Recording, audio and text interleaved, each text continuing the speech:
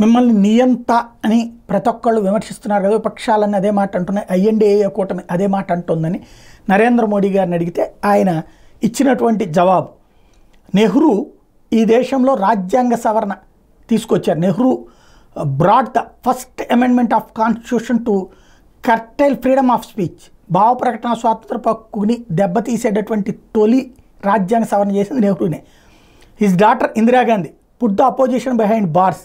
ఇందిరాగాంధీ అయితే విపక్షానంతా జైళ్ళలో పడేసింది. Her son Rajiv Gandhi అప్టార్న్ the supreme court judgement in Shah Bano case and nullified women's right by changing Muslim personal law to అప్పీజ్ vote bank. ఇది రాజీవ్ గాంధీ వచ్చేటప్పటికి, ఇందిరాగాంధీ కొడుకు రాజీవ్ గాంధీ వచ్చేటప్పటికి షాబానో కేసులో సుప్రీంకోర్టు ఇచ్చిన తీర్పును మార్చడం కోసం రాజ్యాంగాన్ని మార్చేశాడు. ముస్లిం మహిళల హక్కుల్నే భంగపరుస్తా పర్సనల్ లా వ్యవహారాలని తయారు చేశాడు. ఇకపోతే షహజాదా అంటే Rahul Gandhi tore the copy of a cabinet resolution at a press conference. ప్రధానమంత్రి వాళ్ళ పార్టీనే అధికారం, వాళ్ళ కూటమి అధికారంలో ఉన్నటువంటి సందర్భంలో వాళ్ళ పార్టీకి సంబంధించిన వ్యక్తి ప్రధానమంత్రిగా ఉండగా ఆయన జారీ చేసిన జీవోల్ని చించవతల పడేసినటువంటి రాహుల్ గాంధీ ఉన్నారు.